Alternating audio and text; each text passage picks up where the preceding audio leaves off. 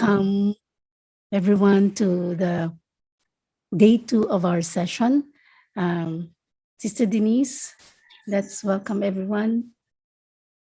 So yesterday we had a good long look at some sentences that we hadn't covered in the first 2 sessions. And so I think we covered everything that was in the initial write-up last month. And this time I would like to go into what about Maya, because this is a very mysterious subject, really. Yesterday you started to talk a little bit about Maya, and I had always thought that Maya is like on a very personal level, the deceptions or the illusions that I may have, but from the way you presented Maya yesterday, Maya seems to be a force that is out there. You called it an evil force, and it is an accumulation of the negative karma of souls all over the world. And so understanding Maya in that way, what should be the relationship that I have with Maya? What is a healthy relationship to have with Maya, Sister Denise? In the many Murlis, we learn that Maya is the female version of Ravan. So probably that has to be clarified. Indeed, Maya, I understood it also to be illusion. It is deception. It comes in many forms, and it can be like the golden deer that can present itself in a very attractive, very appealing form, but one has to be very astute to be able to discern if Maya is that, or am I stable in my position of not being persuaded. So taking from the many classes that you give, can I be very neutral in the face of the many forms of Maya? We have a few things. One is this concept of illusion and delusion, which comes from Vedanta, actually, and which is very common in Hindu thought, and regular Hindu people's way of thinking about Maya is like that. Then you have the Ramayana, which you also mentioned, Vanji, the question of the golden deer, what is that? And the important thing about it is that everyone knew that it was a deception, but they got deceived anyway. So that's kind of interesting. They didn't get deceived because of ignorance. They got deceived knowing that they were getting deceived. And I think that plays out in a lot of people's circumstances, which is kind of strange because people generally make the excuse, oh, well, I didn't know, but if you did know, then, you know. So there's that. There are some things about Maya that come in the Mahabharata, but it's more in the Ramayana. The way we hear about Maya in the Murlis is Maya is the 5 vices. So you have this English translation of the 5 vices: greed, anger, lust, attachment, ego. Then sometimes you hear about the 5 masculine vices and the 5 feminine vices.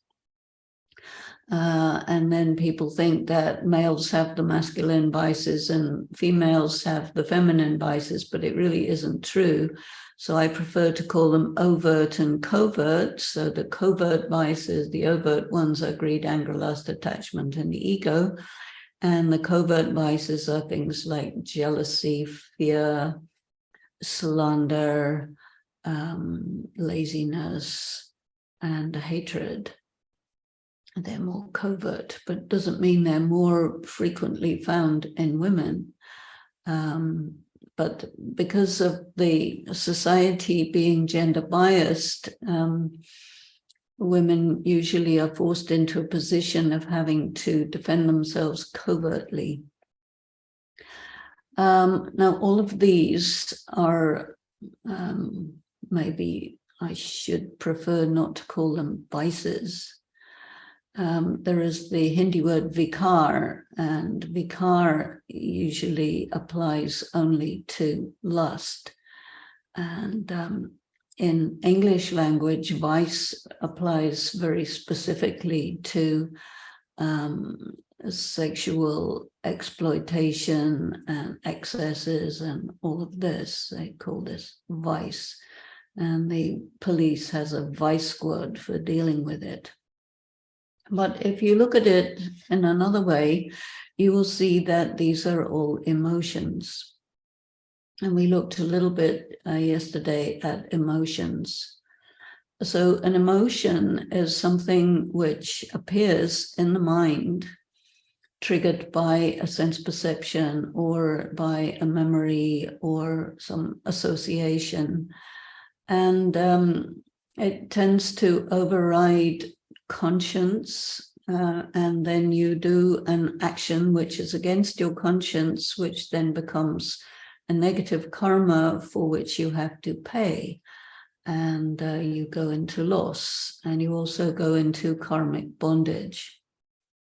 So we are studying here Raj Yoga for the purpose of becoming free. So if you want to become free, then you need to avoid something that puts you in bondage. And because of that, there is a tension on performing pure karma, which puts you into benefit, profit, as well as freedom. So looking at Maya as negative emotion, I think is much more practical. And you will see that in the Gita, it talks about the pairs of opposites. And the pairs of opposites are attractions and repulsions, or something that you desire and something that you do not desire.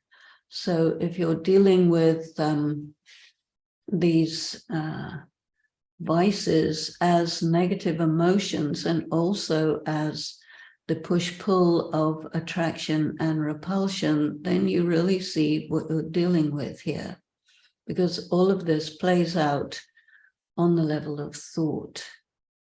And so we are talking about the power of thought, and maybe one assumes that it's referring to conscious thought that you intend to think, but there are many thoughts that happen in your mind that you will say, well, I didn't mean to think that, and but you did.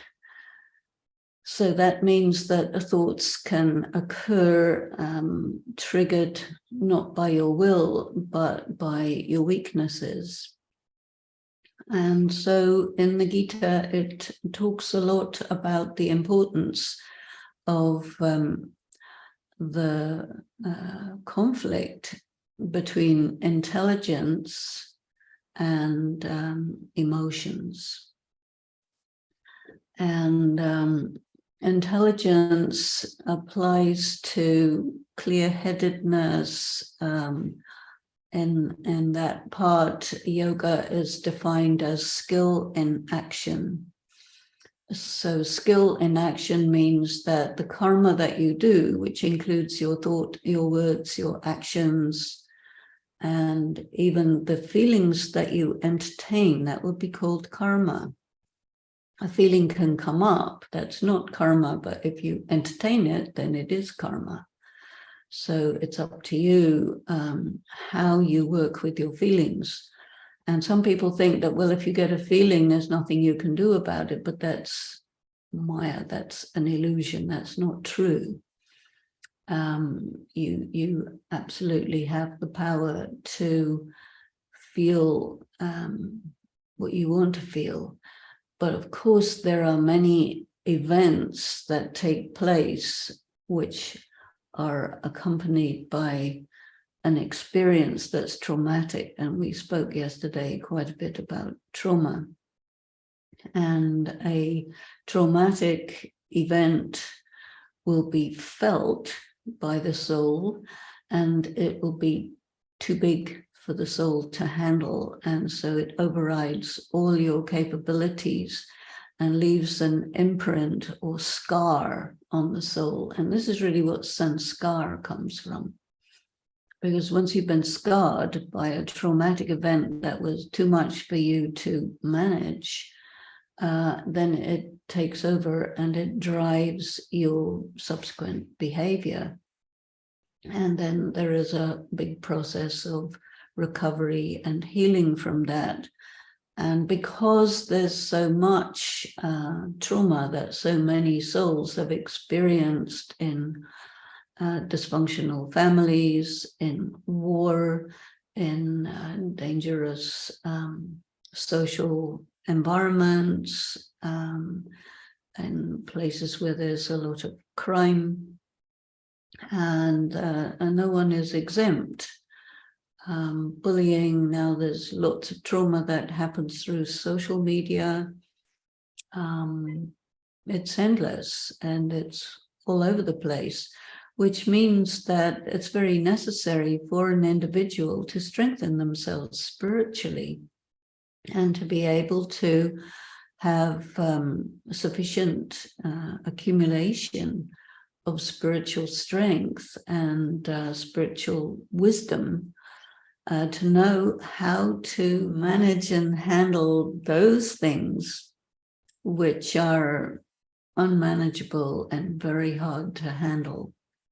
And so this is why when a person comes into the practice of Raj Yoga, there is the expression that, okay, now you are a spiritual warrior. And when you are very much engaged in the practice of Raj Yoga, what it does is you basically throw down the gauntlet to Maya. And there you are talking about Maya as any kind of expression of what I called yesterday as the force of evil. So lots and lots of very dark, negative things will be provoked by somebody who declares and chooses to live a pure life. And there are times when you hear in the Murlis that, this is called the kingdom of Ravan, sometimes called the kingdom of Maya. So a kingdom means that you are under the power of that ruler. And so if you are in the kingdom of Maya and you choose to not be under its power, you choose to be independent of that power, then it's going to come after you, as happens in any kingdom where any citizen decides to go in an opposite direction from the way that kingdom wants the citizens to function. And so Baba uses the word kingdom for Ravan and Maya because of that. And so you have to expect that Maya or Ravan will come to you, negative emotions will come to you in the form of storms. And one interesting expression that you find in the Gita is that your mind is carried away by these storms, like a ship on the ocean is carried away by the storms that happen in ocean crossings and so on. So when you're wanting to have nice, peaceful yoga or whatever, and a big storm comes along and carries you off in some other direction, it will be a storm of thoughts and emotions and so on. And this is called your test, and you have to pass the test. So that means that you have to get your ship of the mind in your hand, and you have to cross this storm and get to the other side without capsizing or falling into the ocean and drowning. So this requires good skills of sailing. And also one thing that sailors who sail in the ocean in little yachts by themselves is that you have to deal with the fact that you are alone on the ocean in a big storm, and you have nothing to support you except your remembrance of God and your own skills. So this is an analogy that is used. It's an ancient text from 5,000 years ago, and it still applies today. And the study that we are doing is called The Original Knowledge of the Gita. So these storms of negative emotions are also connected with self-doubt. And when a person has self-doubt, then they will be very easily taken out by even a small storm, because a person with self-doubt gives their power to the storm and assumes that they are nothing and the storm is everything. And then they will make excuses or lie or cheat or whatever it is and say, well, it was bigger than me. But that is self-deception. You may lose a few little battles, but you aren't planning to lose the war. So if you do get ambushed and overwhelmed and outgunned, and you have to pick yourself up and get going again. And it doesn't mean that you're going to just assume that you're not capable. No, a good warrior will never do that. And an experienced warrior has many scars. So don't expect to arrive at the destination without scars. You will have scars. Now, all of these storms are also connected with your karmic accounts. It's connected with mental illness, physical illness, all the many different kinds of pain that you will encounter on the road of life, which will provoke you to feel resentment, or that you are hard done by, or that there's been injustice, or you feel hatred, or you decide to go off into a depression, or you want to avoid everything and everyone, or you want to become just aggressive to everything and everyone.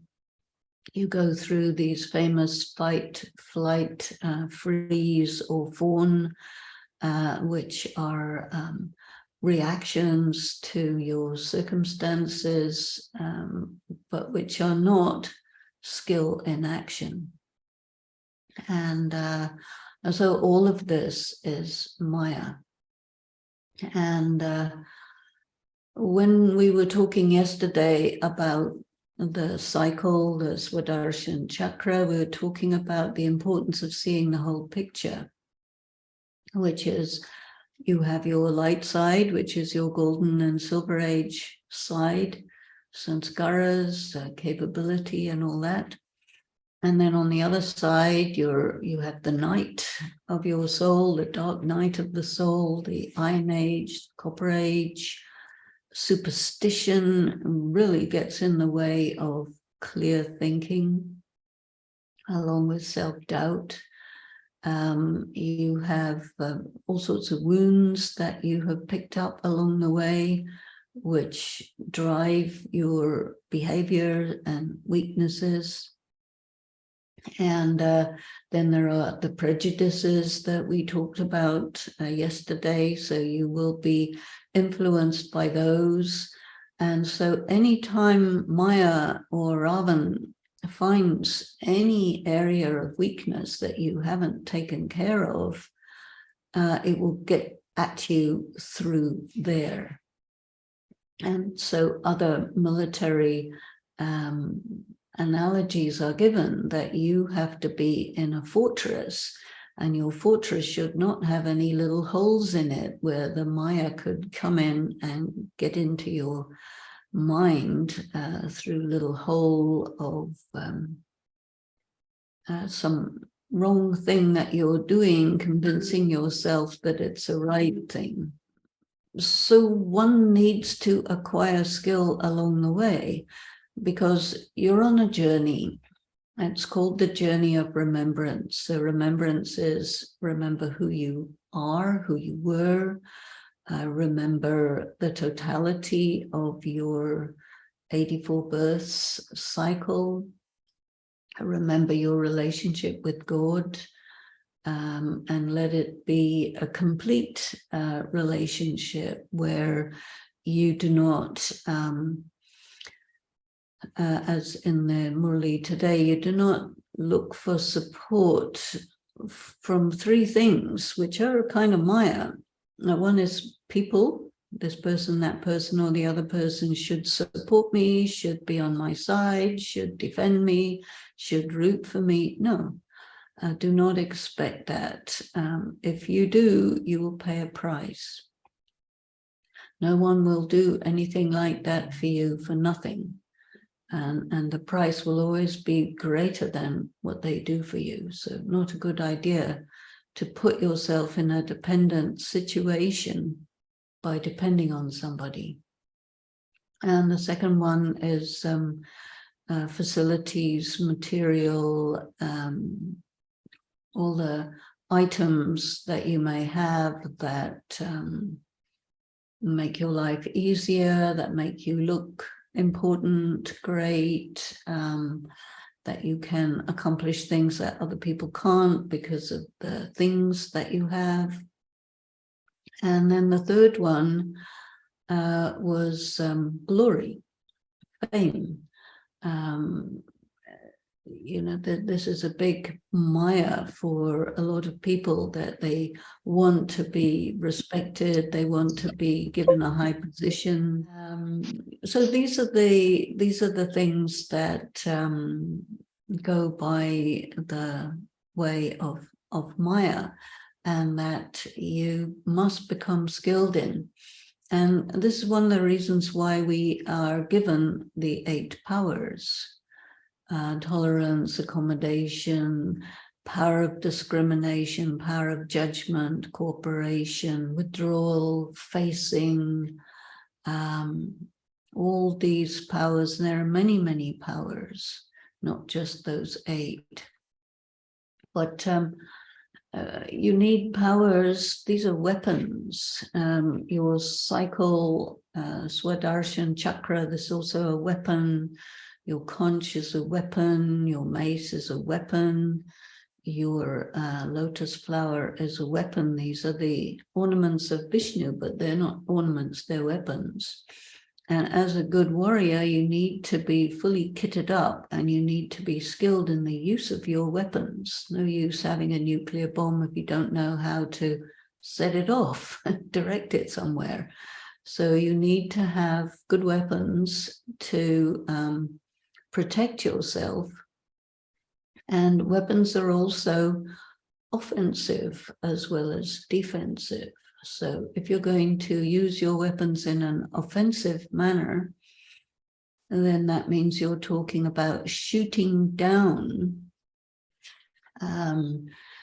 the energy of negativity in various ways. And so for that, you need to be very, very skilled. And we're not going to go into that now because most people are more interested in how to manage themselves, how to protect themselves, and how to keep going when assaulted by different kinds of storms of Maya. This power of discrimination is very important in this because one of the interpretations of the word Maya is illusion or delusion or that which is not real. And if you don't have power of discrimination, you will not think that a paper tiger is a paper tiger. You'll think it's a real tiger. And that will stimulate your weakness of cowardice and fear and running away and avoiding, and all of this will put you at a great disadvantage. And in dealing with Maya, you also have to be very discerning about yourself. You have to understand who you are and what you stand for. And if you have a self-doubt, then it's very easy for Maya to get the better of you. But if you don't have a self-doubt, then Maya will come to you in a much more powerful form. So one of the things that Baba also says is the force of negativity will fight very strongly when it encounters a strong warrior. So if you become a strong warrior, then expect there to be heavy opposition. Don't be surprised. And the reason that you are having heavy opposition is that you need some practice and some sparring.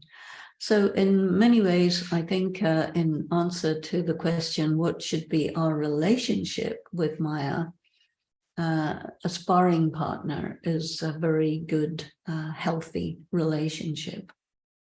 Because you need to understand that this is your opponent. And so you have to be good in understanding the principle of sport and competitive sport, because you will be in an interaction with your opponent, and so there needs to be respect and regard for the skill of the opponent. And when you are engaged in competitive sport, you enjoy very much when your opponent is as good, if not better than you, because that will improve your game.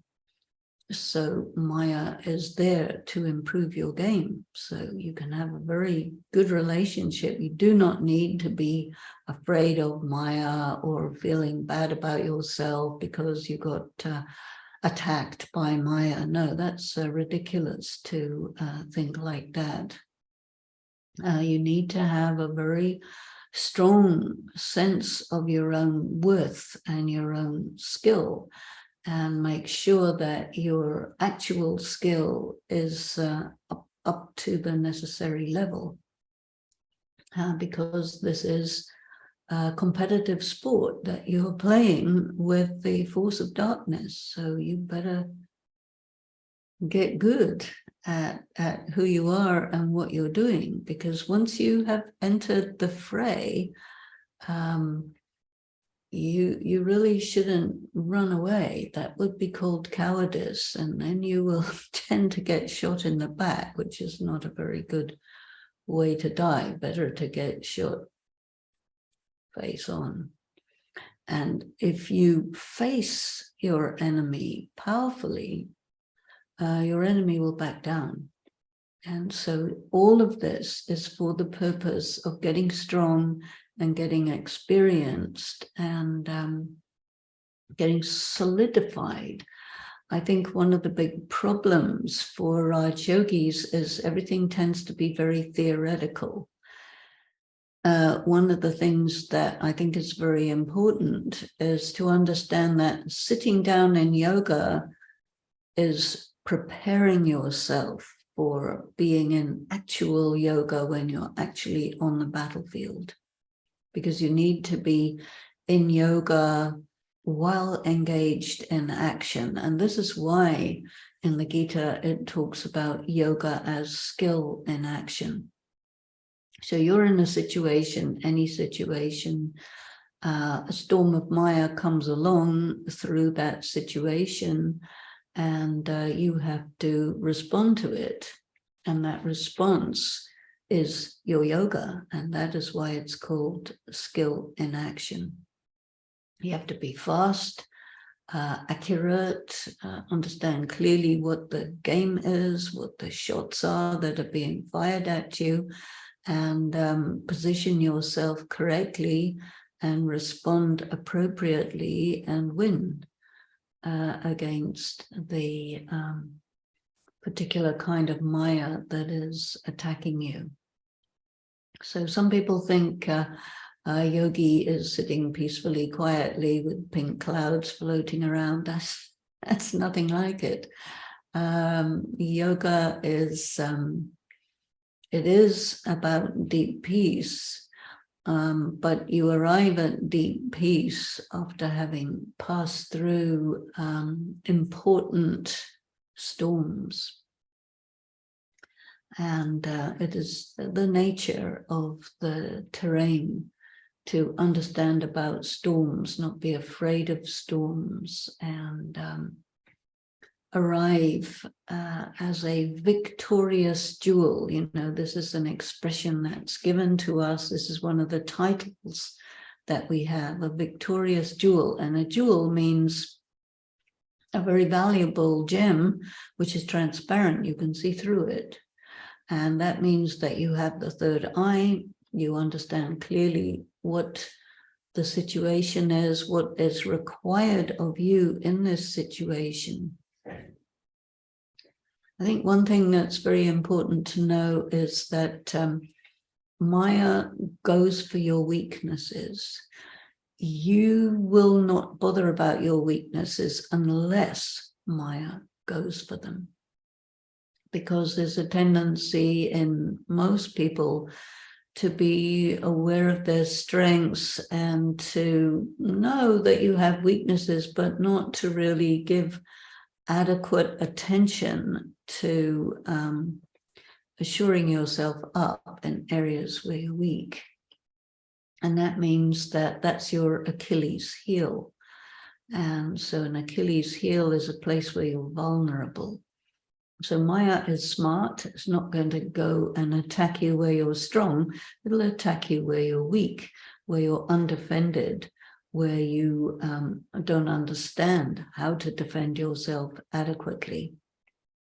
And so you need to appreciate the value of Maya, which is coming to let you know just how weak your weaknesses are, so that you do something about it double quick, because otherwise it will take you down.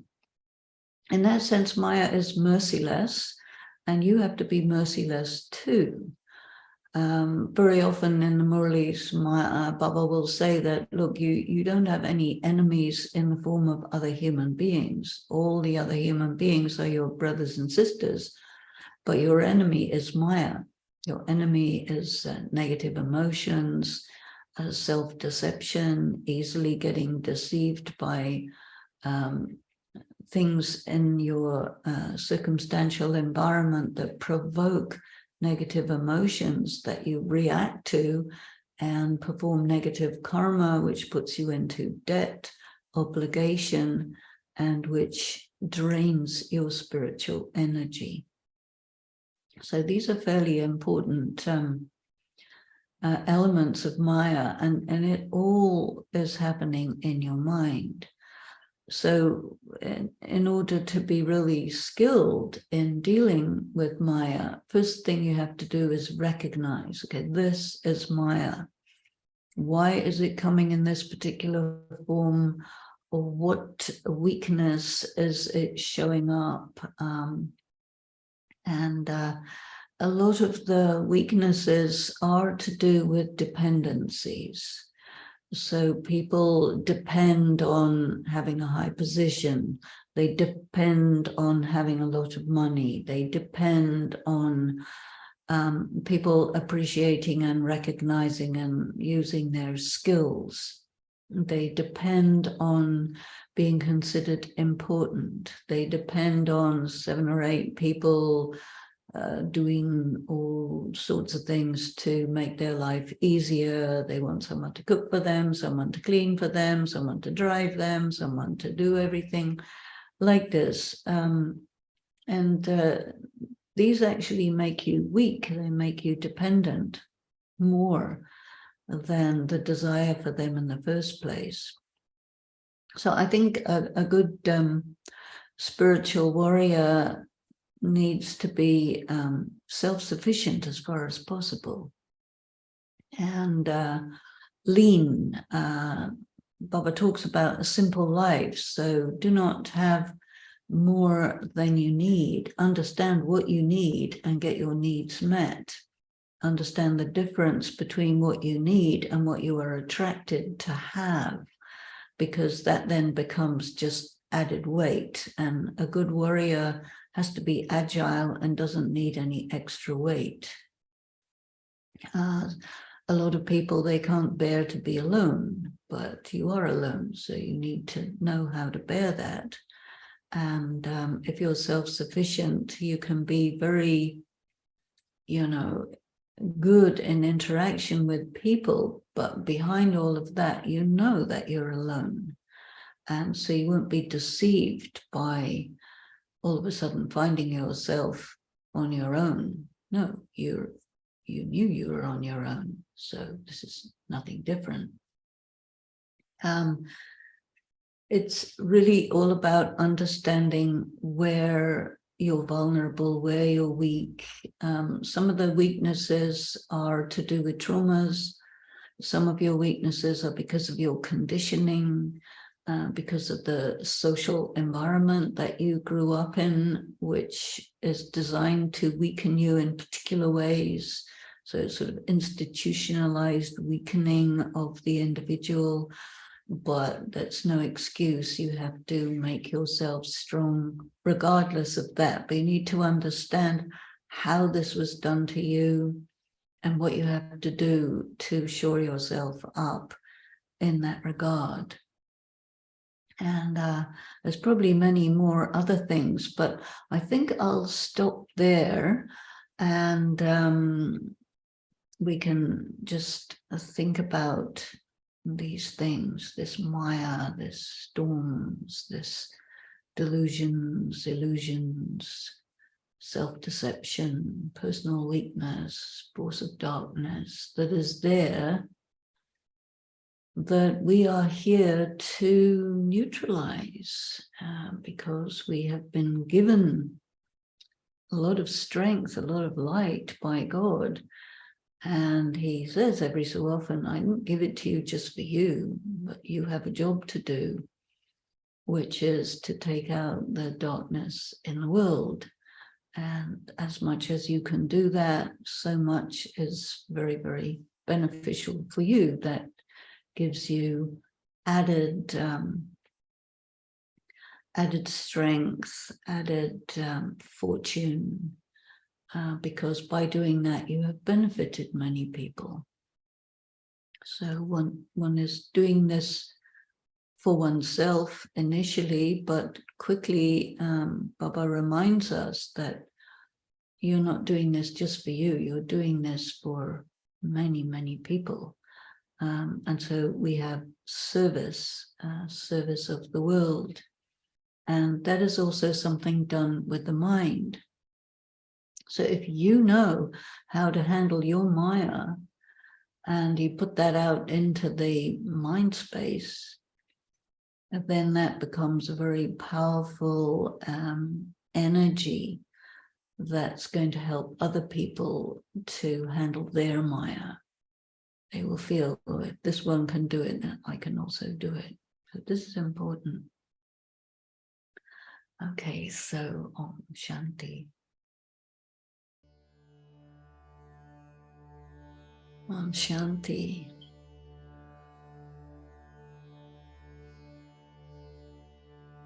Turn the attention within.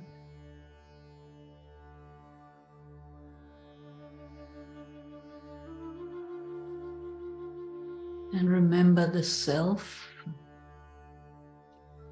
as a great spiritual warrior.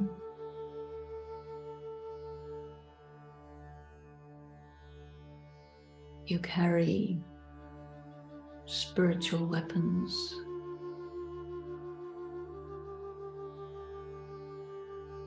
You carry the light of wisdom,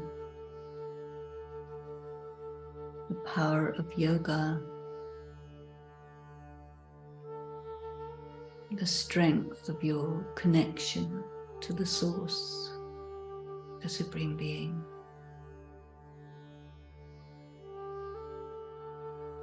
You're a brave warrior. You know there will be storms, attacks, many things. But you move forward anyway, intrepid.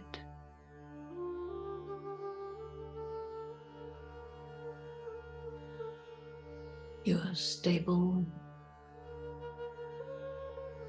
self-sufficient, connected to the source, agile and alert.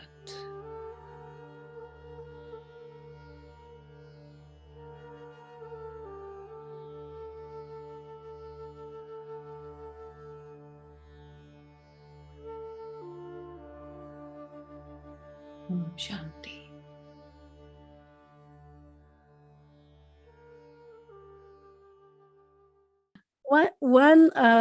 One thing that I realize is the importance of language.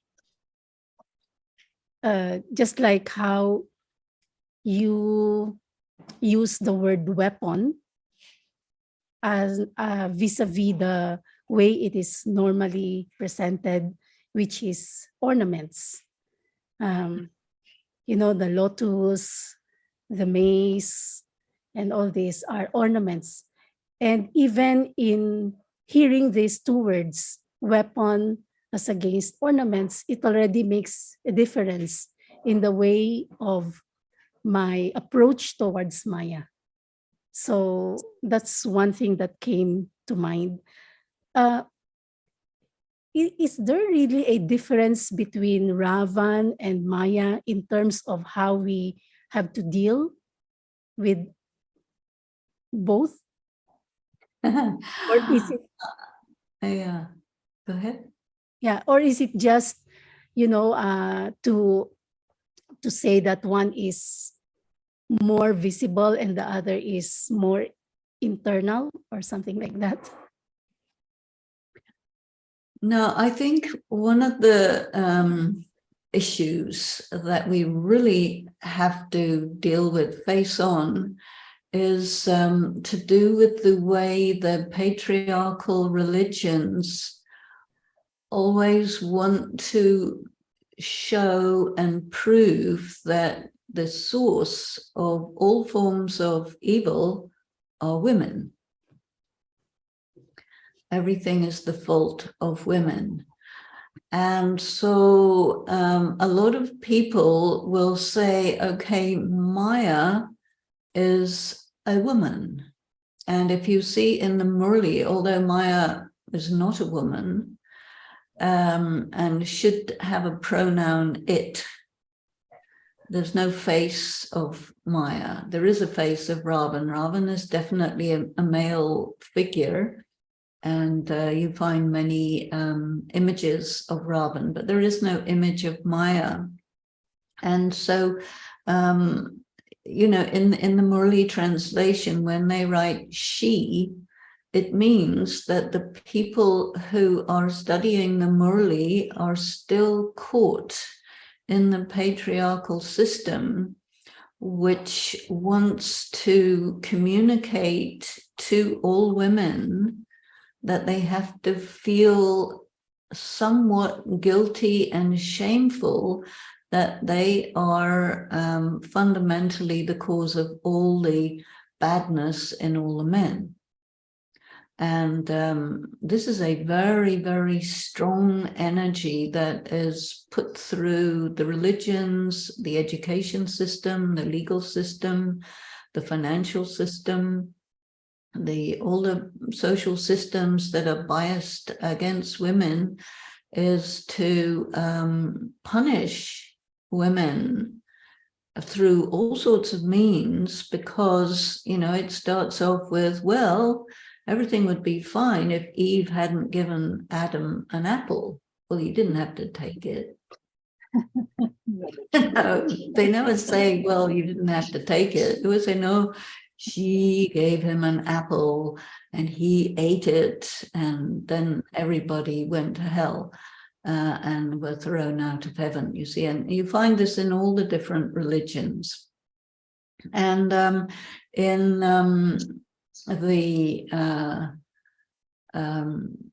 various different stories that you have, which are called moral stories, it emphasizes and supports this idea that the problem is the feminine. Even the sannyasis, they say, well, we would be pure if there weren't any women around, you know.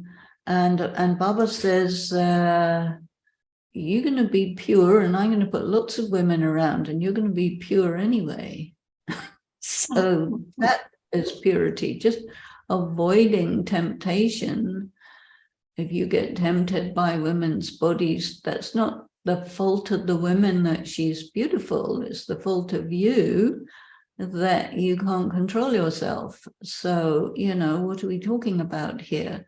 So there is that side of it, which is in the religious, moral, etc. But in spirituality, we can't really go that way, because in spirituality, you're a soul, and a soul is genderless. And every soul has the same number of male and female births. So if you're thinking of your identity and taking your identity from your current birth, then you may be religious, but you couldn't be called spiritual. And so we're supposed to be calling ourselves spiritual and functioning spiritually, which means that we have to understand the symbolism behind the concepts of Maya and Ravan. So the images of Ravan are particularly rich in symbolism. And Ravan is a character from the Ramayana, and there is no character called Maya. Ravan's wife is named Madodri, not Maya, and she's one of the characters. It's an allegory, so most of the stories and characters are allegorical. But Ravan is a scholar, and he is a devotee of Shiva. And he is very knowledgeable about science, and he's also very excellent in the arts, and he's highly sensitive. Ravan has ropes, and he has tied the elements of matter to himself by these ropes. And so you can see that these symbols refer to religion and science and materialism. And so the kinds of negative karma that occurs due to religion, science, and materialism, which are biased. They're definitely gender biased. They're definitely race biased. They're definitely biased in terms of social, high position, wealth, all of these things. And so it gives people who are in advantageous physical circumstances the possibility to avoid accountability for gratifying their desires, which may be at the expense of a lot of people, and which cause a great deal of suffering. And so they will incur karmic accounts by doing that. Whereas Maya is not representative of those things. Maya is much more to do with what goes on inside the mind when you're dealing with your emotions and your hidden stuff that you're dealing with. So in that sense, Maya is much more to do with the inner, and Ravan is to do with the external things that you take support from to make yourself look good. And then the Maya will distress and disturb yogis a lot, because when you do yoga, what happens is that you will, as I mentioned before, you throw down the gauntlet to the force of evil. And so it will come up when you're having yoga in all sorts of disturbances that prevent you from having yoga.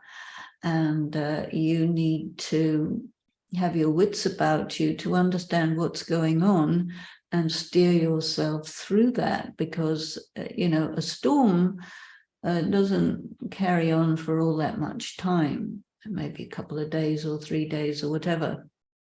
Like recently, we have a big earthquake, which is a kind of storm in Turkey and Syria, and the actual earthquake may take 3 minutes. But the devastation of the 3 minutes in terms of what that storm can do to you on the inside can last for many days before you recover from it, you see. And the Ravan is, I think, more connected with stuff that you can get away with for a long time, but which eventually catches up with you. So it's quite interesting that there are these two representations of it. But in the Gita, this Maya and Ravan is not mentioned.